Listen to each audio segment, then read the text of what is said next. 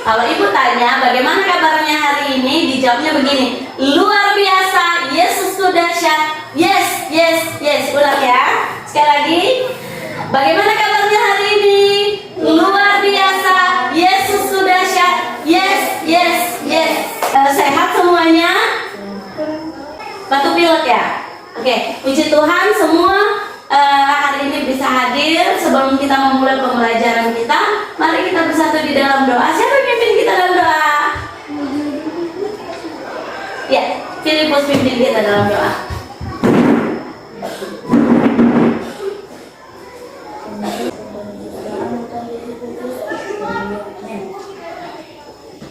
Iya, puji nama Tuhan. Ya, terima kasih kepada Filipus yang membawa kita dalam doa. Tepuk tangan dong untuk Filipus.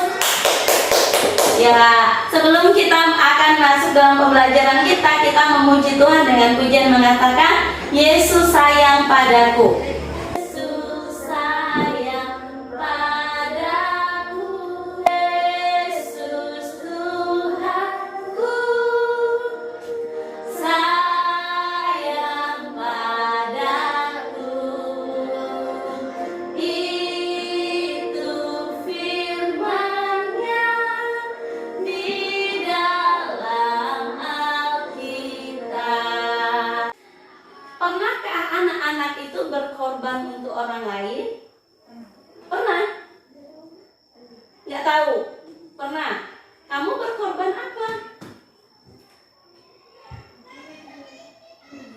Apa arti berkorban?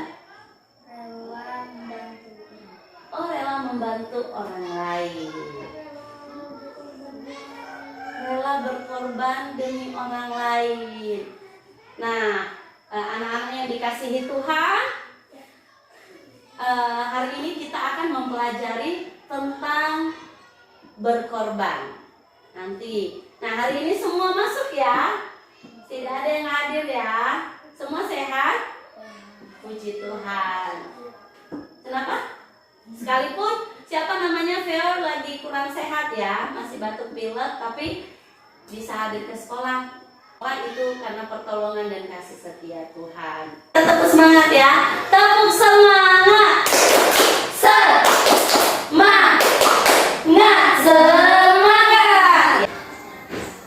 Puji nama Tuhan, hari ini semua hadir karena pertolongan dan kasih setia Tuhan. Hari ini kita belajar tentang pengorbanan Yesus Kristus.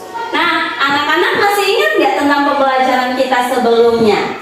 Tentang kisah Daniel dan kawan-kawan. Iya, mereka diselamatkan Allah ketika mereka di dalam perapian. Tuhan menolong mereka, menyelamatkan mereka sehingga mereka selamat, sehingga mereka tidak terbakar. Nah, anak-anakku yang dikasihi Tuhan, Allah kita itu menyelamatkan kita. Tujuan pembelajaran kita hari ini adalah, yang pertama adalah menjelaskan arti pengorbanan Yesus di atas kayu salib. Dan yang kedua, menghayati arti pengorbanan Yesus melalui tulisan, melalui karangan yang kita berikan sebagai ucapan syukur kita kepada Tuhan.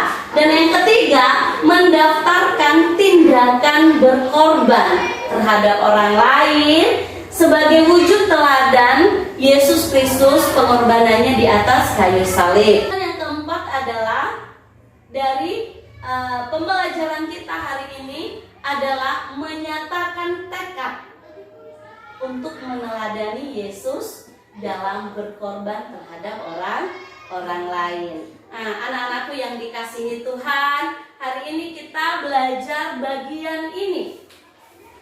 Bagaimana Allah mengasihi, bagaimana Allah menyelamatkan kita. Kita ini adalah manusia berdosa. Manusia berdosa. Kemarin kita sudah belajar kan bahwa manusia kita ini adalah manusia berdosa. Kita telah melanggar perintah Allah. Kita tidak taat. Kita kita tidak melakukan sesuai dengan firman Tuhan. Nah, orang yang melanggar, orang yang tidak taat biasanya kena apa? Sanksi atau hukuman. Nah, dikatakan bahwa upah dosa ialah maut. Apa? Maut. Apa itu maut? Kematian. Ya. Apa? Kematian. Nah, upah dosa adalah maut. Harusnya kita yang melanggar, kita kita mati, kita dihukum, kita kena sanksi. Enak nggak kalau kena hukum? Enggak. Enak nggak kalau misalnya kita itu didisiplin atau disanksi? Enggak enak. Allah kita itu adalah Allah yang mengasihi kita. Coba Filipus baca di dalam Yohanes pasal 3 ayatnya yang ke-16. Karena begitu besar kasih Allah akan dunia ini, begitu besar kasih Allah, sehingga Ia telah mengaruniakan anaknya yang tunggal, supaya tiap orang yang percaya kepadanya tidak binasa, melainkan beroleh hidup yang kekal. Ya, amin firman Tuhan. Apa firman Tuhan katakan? Allah telah menyelamatkan kita. Bagaimana cara Allah menyelamatkan kita? Ia memberikan anaknya yang tunggal. Untuk apa? Untuk menebus dosa umat manusia. Nah, Ibu akan putarkan video bagi kalian. Kalian akan menonton bagaimana pengorbanan Yesus di atas kayu salib. Agama memberitahu Gubernur Pilatus bahwa Yesus berbahaya dan ingin menjadi raja. Pilatus bertanya kepada Yesus, "Benarkah itu?" Jawab Yesus, "Aku raja, tapi bukan atas dunia ini."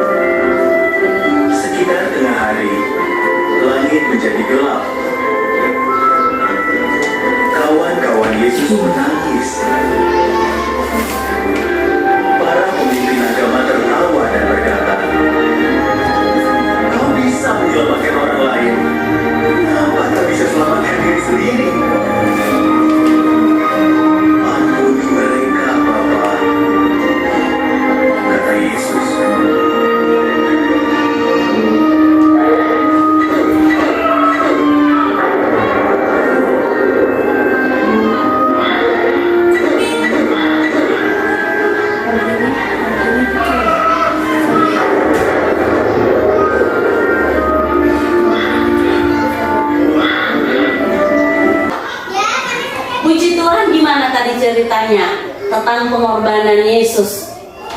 Sedih ya? Nah, anak-anakku yang dikasihi Tuhan, Tuhan itu mengorbankan dirinya di atas kayu salib untuk apa? Menebus dosa umat manusia. Ibu ada gambar. Nah, tentang apa ini? Gambar tentang apa? Tentang Yesus di salib. Dipaku mana? Apa yang dipaku? Kaki, tangan, apa? Oh iya, lambungnya, kepalanya dikasih mahkota dulu. Pada waktu itu ia disalibkan, ia menyelesaikan di atas kayu salib. Cara Allah menyelamatkan manusia dari hukuman dosa adalah dengan pengorbanan Yesus di atas kayu kasih salib. Ia dihina, ia disiksa, ia dicambuk, ya kan? Ia berdarah, ia menangis. Itu karena untuk siapa? Untuk manusia. Siapa manusia? Kita. Siapa kita? Saya, Ibu, Theo, Nono, dan Filipus. Setelah kita menonton video tadi, coba buka di dalam bukunya, di dalam halaman ke-24 tentang arti berkorban. 24. Ya, pengorbanan Yesus Kristus. Ayo, siapa yang mau membaca? Theo, siapa yang mau membaca? Ya, boleh Filipus. Silahkan dibaca. Korban menurut Kamus Besar Bahasa Indonesia berarti menjadi korban, menderita rugi atau menyatakan mati berkorban. Yesus datang ke dunia dan mengorbankan dirinya. Yesus mau mengorbankan dirinya untuk disiksa, dihina, bahkan hingga mati disalib. Kenapa? Karena Yesus ingin menyelamatkan manusia yang berdosa. Satu-satunya cara agar dosa manusia dapat ditebus adalah dengan mengorbankan dirinya sampai mati di kayu salib. Puji nama Tuhan. Hari ini kita belajar bagaimana Tuhan Yesus berkorban. Untuk apa? Untuk menebus dosa manusia. Nah, anak-anak ibu yang dikasihi Tuhan, setelah kita menonton video tadi, apa makna pengorbanan Yesus dalam kehidupan kita? Ibu ada LKPD, nanti kalian bisa menuliskan tentang makna pengorbanan Yesus bagi manusia. Pelajaran berharga apa yang dapat kamu pelajari dari kisah pengorbanan Yesus? Nah, Tuhan Yesus kan sudah mengorbankan dirinya untuk kita. Itu sebagai contoh, sebagai teladan bagi kita untuk berkorban untuk orang lain. Tadi katanya berkorban itu apa dalam Kamus Bahasa Indonesia? Menderita rugi atau menyatakan mati.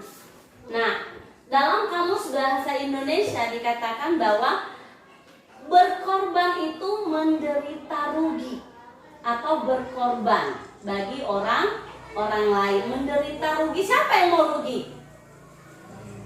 Hah? Siapa yang mau rugi di antara kalian? Nggak ada.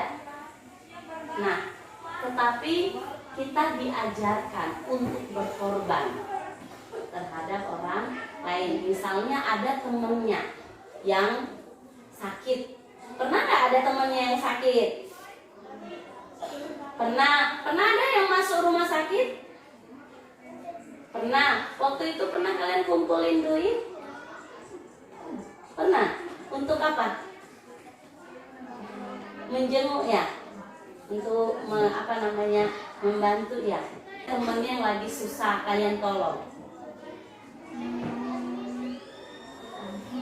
Jarang.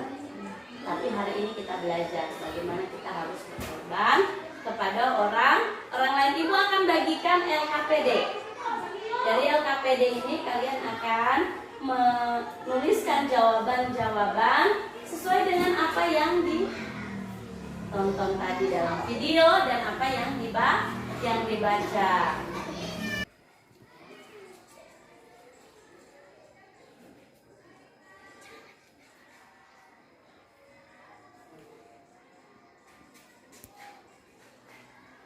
Anak-anakku, setelah tadi kita tahu tentang arti berkorban, ayo kalian berdiskusi tindakan apa, mendaftarkan tindakan apa yang kalian lakukan sebagai wujud dari dari teladan apa yang teladan Tuhan yang berikan dalam kehidupan kalian.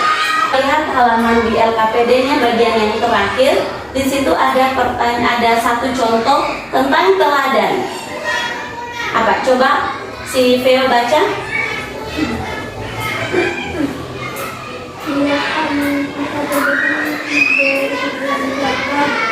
Memberi uang kepada penjaga sekolah untuk membeli obat bagi anak-anaknya.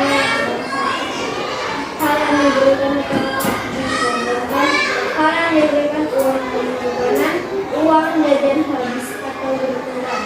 Oke, sekarang. Oke, nah kita itu juga bisa menolong orang, memberikan uang kita untuk menolong misalnya ada yang sakit. Sekarang kalian berdiskusi, coba didaftarkan tindakan-tindakan apa yang kalian akan lakukan sebagai wujud terima kasih kita atas pengorbanan Yesus di atas kayu salib.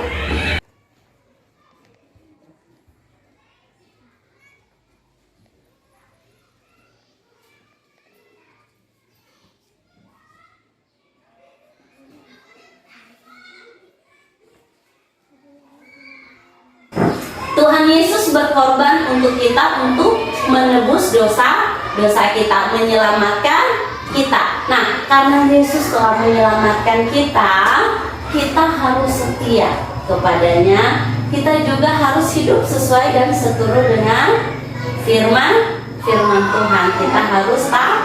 Taat itu bagaimana Ibu Guru? Kita harus pergi ke gereja, baca firman, sekolah minggu, berdoa di rumah kita masing-masing sebagai ucapan syukur kita atas pengorbanan Tuhan dalam hidup kita. Dan selanjutnya sebagai wujud dari apa yang telah Tuhan berikan dalam kehidupan kita juga harus berkorban kepada orang lain. Berkorban apa? Bisa berkorban tenaga, berkorban uang. Misalnya kalau ada teman kita yang lagi nggak punya pensil, kita bisa pinjamkan. Nah, atau ada teman kita yang lagi tidak punya uang, kita juga bisa membantunya. Kalau misalnya ada teman kita yang tidak punya jajan, ada nggak teman yang nggak punya jajan? Nah, belum ada ya? Ya. Siapa? Oh ada. Waktu itu siapa temannya? Oh cewek. Puji nama Tuhan, hari ini kita sudah menyelesaikan pembelajaran kita. Kita mau pulang. Yuk, bukunya dimasukin ke dalam semua. Dikumpul saja. Nanti LKPD-nya dikumpulkan saja. Nanti Ibu akan mulai. Sebelum kita pulang, mari kita bersatu. Siapa yang mimpin kita dalam doa? Nono yang mimpin kita di dalam doa.